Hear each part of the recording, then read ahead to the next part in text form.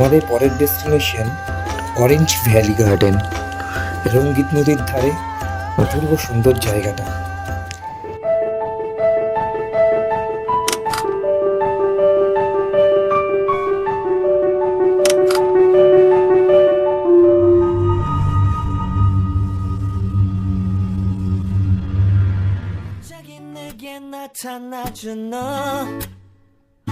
난 아무 말도 할 수가 없었지. 첫눈에 반한다는 이야기가 널 보는 순간 이해가 됐어. 매번 야야야야야 불러 널 야야야야 내 맘을 고백하려고 타이밍만 보는 나. 그런 나를 넌 보며 왜 그러냐고 묻네 너 때문에. I'm going crazy. I'm going crazy. Orange garden visit ticket মূল্য মাত্র 30 টাকা প্রতি জন, আর কার পার্কিং 20 টাকা। হাই, ये किसका है?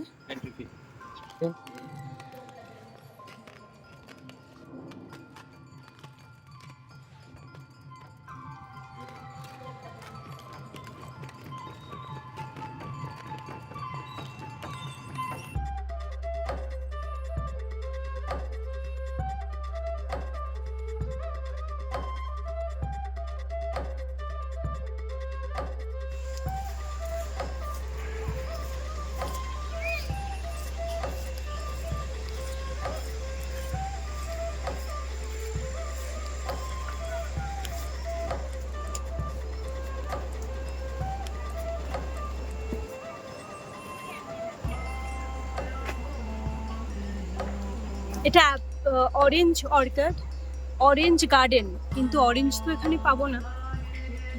অর্কিড পাবো, অর্কিড এবং অনেক কিছু লাল, ভেরি বিউটিফুল, খুব সুন্দর বাগানটা। এদিকে নিচে লাল, নদী আছে, এদিকে লাল, এদিকে সবুজ, কি সুন্দর। নিচে নদী।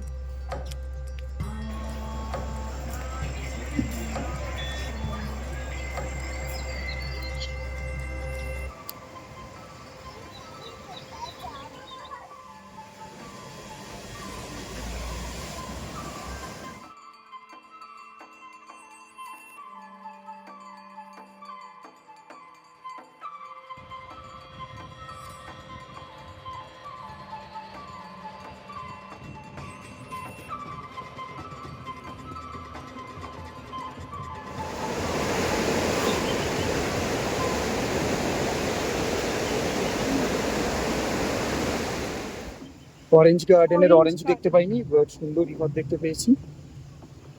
রিভার নেমে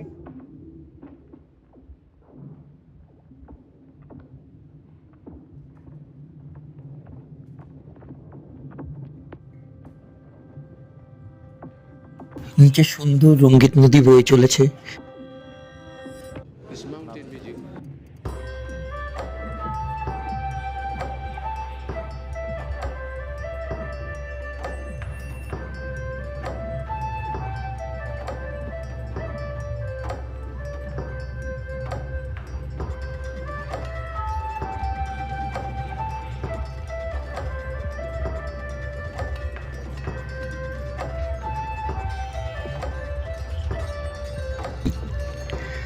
সুন্দর কিছু মুহূর্ত কাটালাম রঙ্গিত নদীর ধারে দুজনে। তারপর চললাম আমাদের পরবর্তী ডেস্টিনেশনের দিকে। পথে পড়লি রিম্বি ওয়াটারফলস। ড্রাইভার দাদা বললেন এখন এই ওয়াটারফলসের জল একটু কমে এসেছে, বর্ষার পর জলের ফোর্স আরও বাড়বে। সুন্দর লাগলো দেখে। একটু নিচে নামতে হয় ছবি তোলার জন্য। দুজনে মিলে একটা সুন্দর মুহূর্ত কাটালাম এখানে।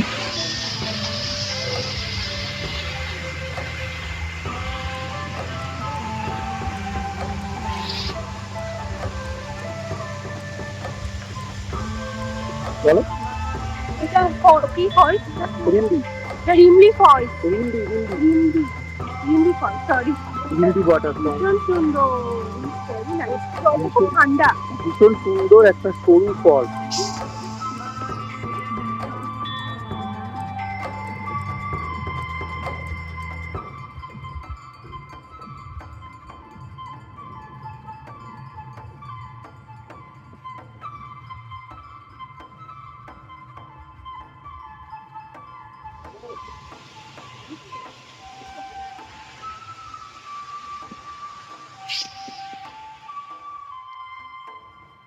আমরা এসে পৌঁছে গেলাম স্কাই ওয়াক।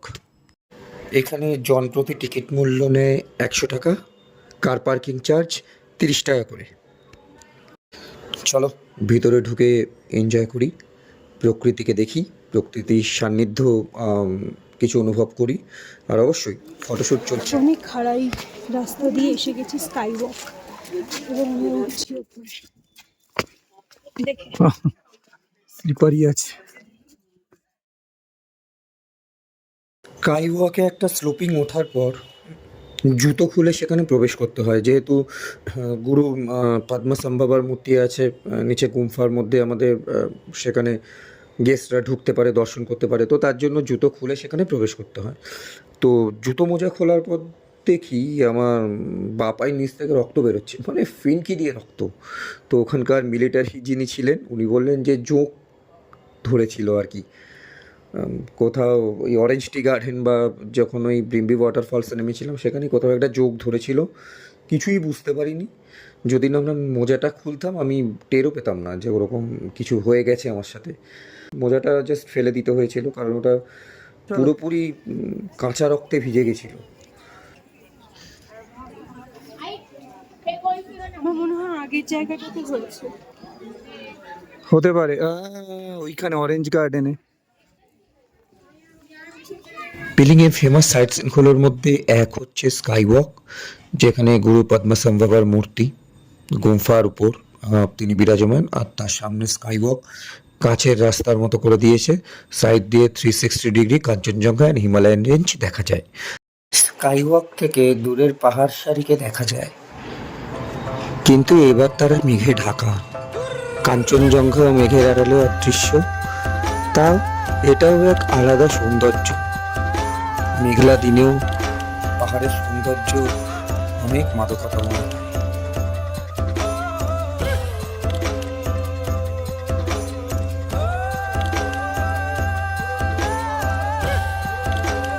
স্কাই ওয়াকে উঠে গেছি উপরে, অদ্ভুত, মানে এত সৌন্দর্য, কি বলছি। দেখো ব্যাক সাইডটা,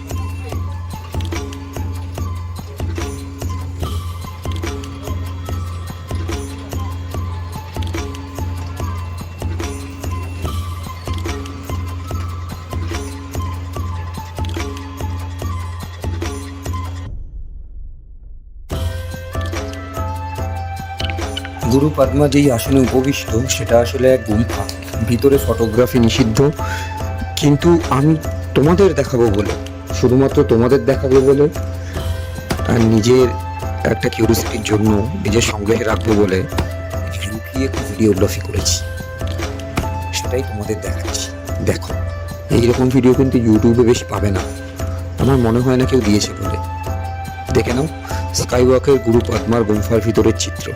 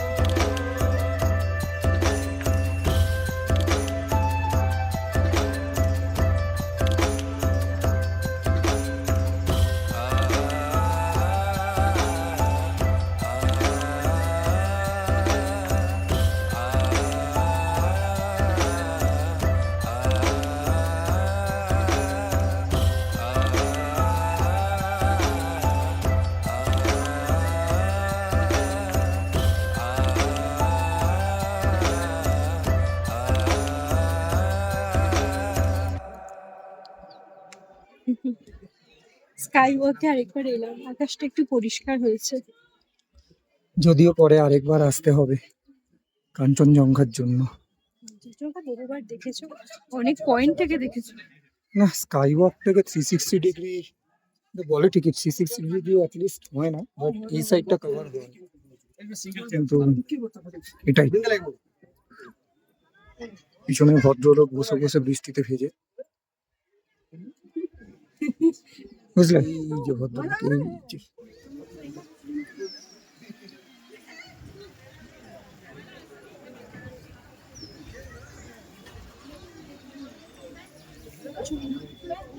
ব্যাস, এবার যাওয়া যাক, sky walk complete, next destination অপেক্ষা করছে।